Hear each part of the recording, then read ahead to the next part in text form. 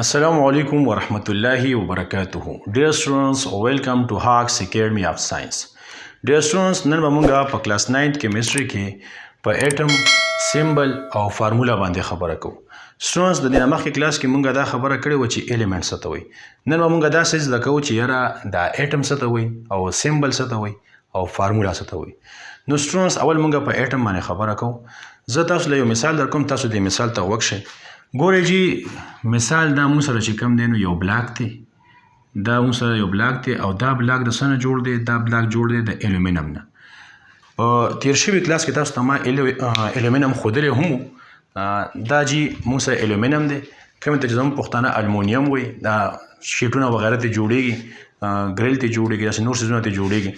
نو دغه ته پښتانه ته المونیم وایي، خو صحیح نوم الومینم دی او الومینیم هم ویلی کېږي. دواړه ویلی کېږي، دواړه سپیلینګونه هم شته او دواړه پروننسیشن هم شته. نو ګورئ چې دا مو سره الومینم دی، تاسو ته په ډبې کې ښکاري. د دې لوک چې کوم دی هغه داسې تاسو ته زه دا ښیم په دې کیمرا باندې. دا ګورئ چې دا ما سره الومینم دی، صحیح شو. دا الومینم تاسو په پیریاډ ټیبل کې کتلی شئ.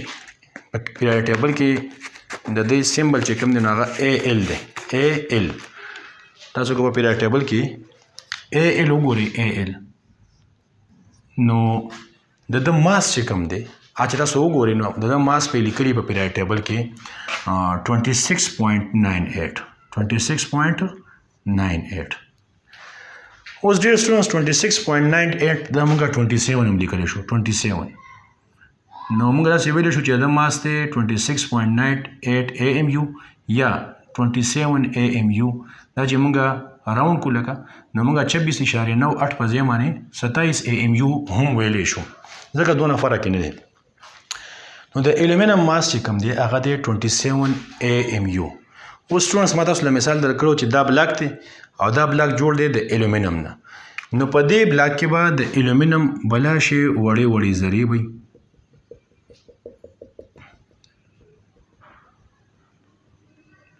او ساینسدانانو معلومه کړې ده چې دا وړې وړې ذرې به څومره وي، د دې مقدار به څومره وي.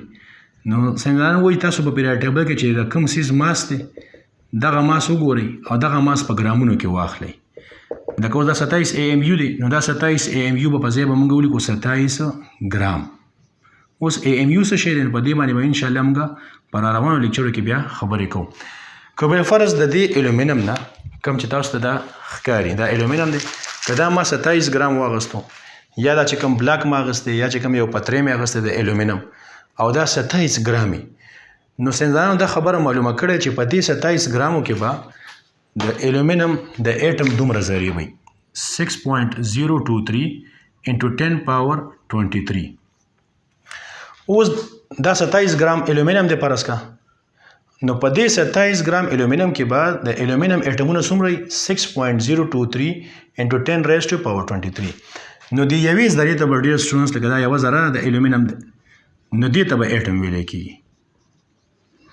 او د پوره بلاک ته به ډېر سټوډنټس ویلی کېږي، د الومینم د پوره بلاک ته یا پوره پتری یا یو شیټ یا چې هر څه دې ته به ویلی کېږي ډېر سټوډنټس الیمنټ. لکه زه تاسو ته د الومینم یو پیره بیا ښیم.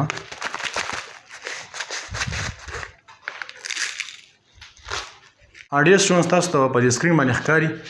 دا ګورئ چې دا ما سره د الومینم چې کوم دی نو یو معمولي غونته کې پارټیکل دی او فرض که تاسو په ذهن کې دا راوړئ چې دا 27 ګرام دی.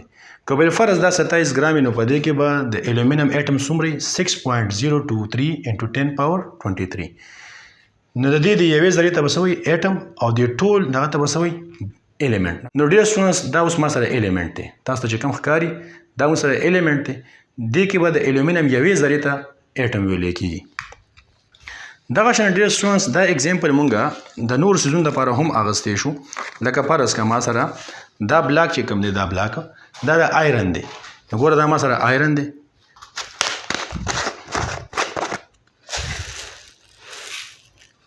دا آیرن وړې وړې ذرې دي، آیرن فیلنګ ورته وایي، دا داسې ښکارېږي، صحیح شو. دا ما سره آیرن دی. اوس کو بالفرض دا بلاک د آیرن نه جوړو، د الومینم نه جوړو، دا بلاک جوړ دی د آیرن نه.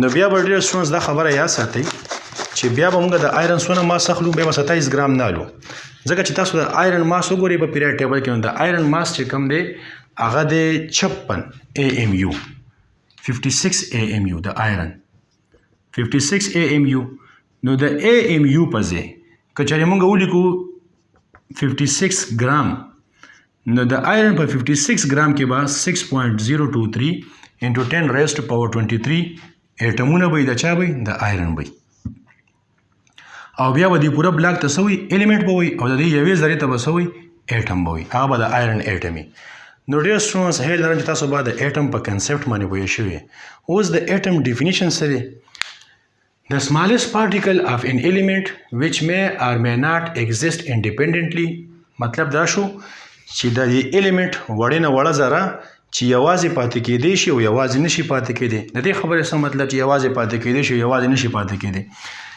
نو د دې مطلب دا ډیر سټوډنټس چې څو اټمونه داسې چې هغه یوازې نه ایگزیسټ کېږي لکه یو اټم نه ایگزیسټ کېږي زه به تاسو له مثال درکړم هایدروجن نو هایدروجن یو نه ایگزیسټ کېږي هغه به زر تر زره د بل هایدروجن سره یو ځای کېږي او H2 ته به اوړي H2 ته یعنی هایلی ریاکټیو وي نو دې مطلب دا شو ډیر سټوډنټس چې دا الیمنٹ وړې نه وړه ذره چې یوازې پاتې کېدی شي او نشي پاتې کېدی لکه ډیر سټوډنټس ډیر اټم داسې شته چې هغه یوازې ایگزیسټ کېږي لکه هیلیم یوازې ایگزیسټ کېدی شي یوازې پاتې کېدی شي نیان ایگزیسټ کېدی شي ارګان ایگزیسټ کېدی شي یعنی په پیریډ ټیبل کې چې په اتم نمبر ګروپ کې کوم الیمنټس دي دا یوازې ایگزیسټ کېدی شي نو دې مطلب دا شو چې د سمالست پارټیکل اف ان الیمنٹ د الیمنٹ د وړې نه وړه ذره which may or may not exist independently چې یوازې پاتې کېدی شي لکه دا یوازې پاتې کېدی شي هیلیم نیان ارګان او دا هایدروجن یوازې نشي ایگزیسټ کېدی دا یوازې نشي پاتې کېدی دا بل هایدروجن سره باند جوړي یا بل اکسیجن سره باند جوړي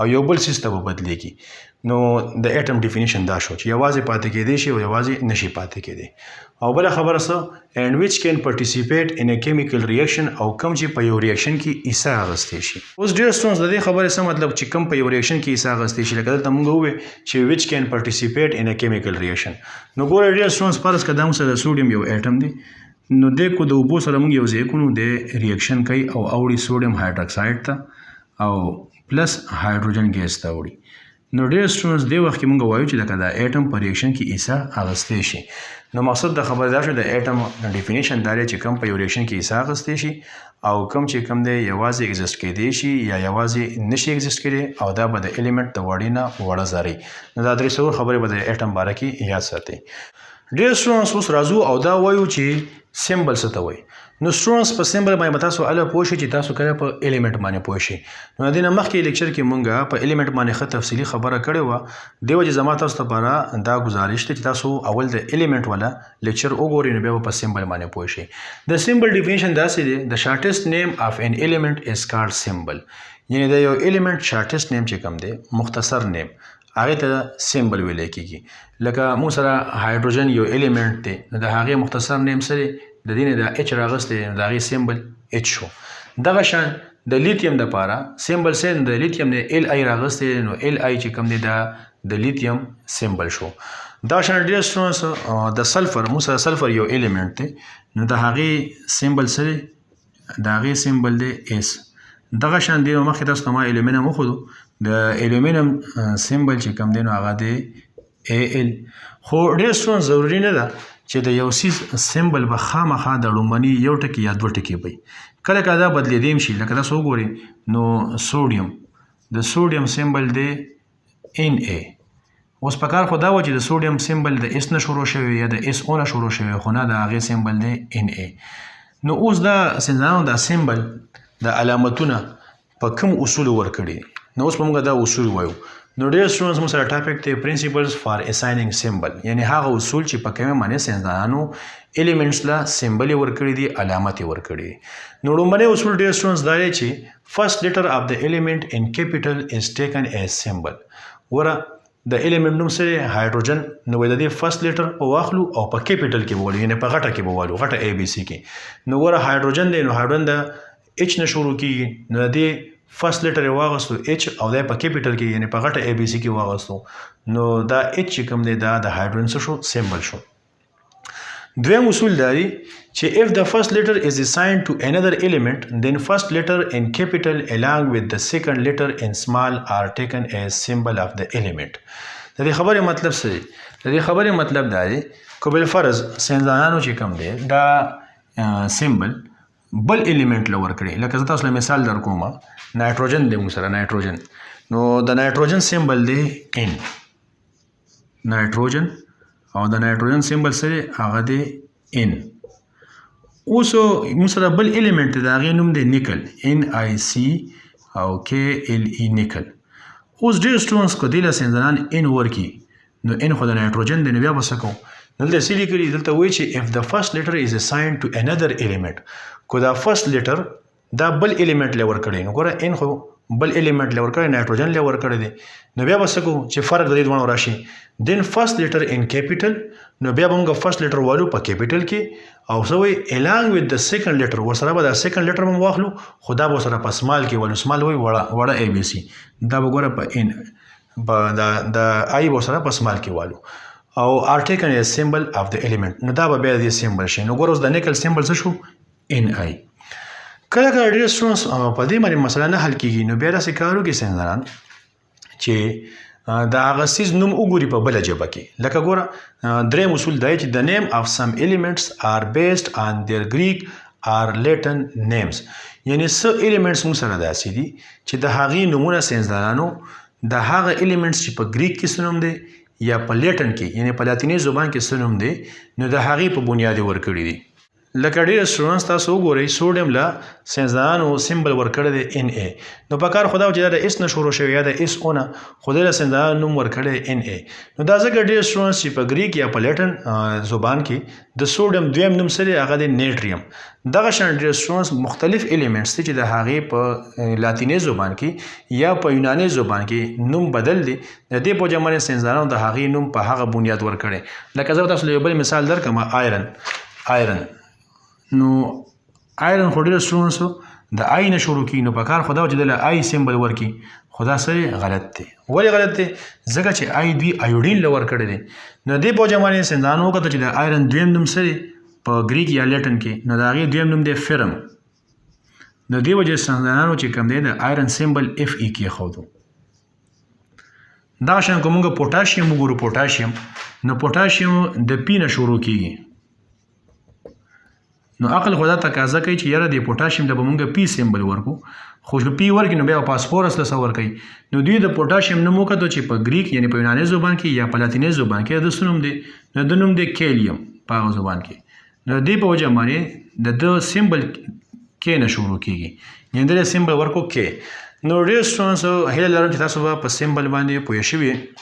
د دې نه علاوه ستاسو په کتاب کې مختلف الیمنټس هم ورکړي دي د هغې سیمبل هم ورکړي. په کار دی تاسو ته د دغه الیمنټس نومونه هم یاد دي او د دغه الیمنټس سیمبل هم یاد دي ځکه چې په MCQs کې د دې باره کې سوال راتلی شي. اوس ډېر سټوډنټس راځو او دا وایي چې فارموله څه ته وایي. نو سټوډنټس څنګه چې موږ الیمنټ په سیمبل باندې ظاهرو همدغه شان موږ یو کمپاوند په فارموله باندې ظاهرو. کمپاوند څه ته وایي؟ د دې نه مخکې لیکچر کې موږ دا خبره کړې وه چې کمپاوند څه ته وایي. نو تاسو د دې نه مخکې لیکچر وګورئ تاسو په کمپاوند باندې پوه شئ.